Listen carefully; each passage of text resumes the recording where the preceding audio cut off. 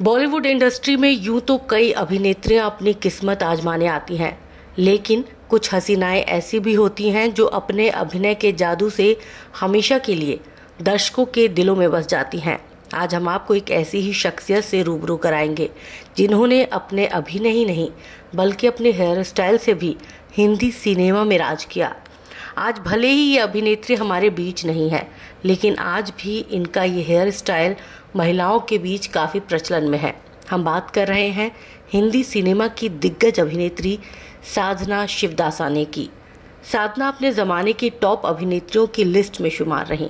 साधना अपने अभिनय के लिए तो मशहूर हुई ही, लेकिन उससे भी ज़्यादा मशहूर हुई वो अपने हेयर स्टाइल के लिए। साधना का जन्म पाकिस्तान के कराची में 2 सितंबर 1941 को हुआ था।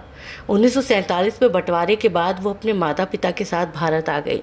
अभिनेत्री अपने माता पिता की इकलौती संतान थी। कहते हैं साधना के पिता ने उनका नाम साधना इसलिए रखा था क्योंकि उनके पिता को 1930 की अभिनेत्री और डांसर साधना बोस काफ़ी पसंद थी, इसलिए अपनी बेटी का नाम भी उन्होंने साधना ही रखा। पिता के कहने पर ही साधना ने अभिनय इंडस्ट्री में कदम रखा। मेरा साया, वो कौन थी और वक्त जैसी सुपरहिट फिल्मों में काम कर चुकी साधना की साल 1960 में love in Shimla film release हुई थी।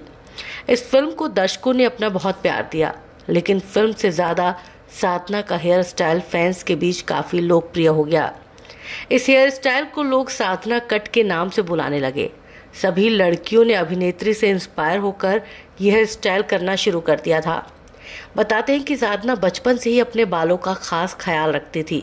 गाने में भले ही उन पर किसी की नज़र नहीं जाती हो, लेकिन जैसे ही राज कपूर एक्शन बोलते तो वो अपने बाल संवारने लगती थी। उनकी बाल संवारने की आदत से 2-3 बार शॉट खराब हो गया।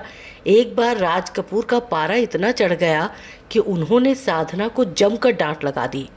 साधना नई थी और राज कपूर स्टार, लेकिन इसके बावजूद साधना उनसे उलझ गई। दोनों में बहस भी हुई। उन दोनों में से शायद ही किसी ने सोचा होगा कि आगे चलकर साधना का हेयर स्टाइल पूरे देश में मशहूर होने वाला है। कहते हैं जब साधना लव इन शिमला में काम कर रही थी तो फोटो में उनका माथा बहुत उभर कर नजर आता था। ऐसे में वो पार्लर गई और उन दिनों मशहूर हॉलीवुड अभिनेत्री से इंस्पायर्ड होकर उन्होंने अपना हेयर स्टाइल करवा लिया। ये हेयर स्टाइल एक्ट्रेस पर बहुत जचा, जिसे बाद में साधना कट से जाना गया। साधना को फिल्मों में कसे हुए चूड़ीदार कुर्ते का ट्रेंड लाने का भी क्रेडिट दिया जाता है। उस दौर में ज़्यादातर एक्ट्रेसेस ढीले सलवार कुर्ते पहनती थी।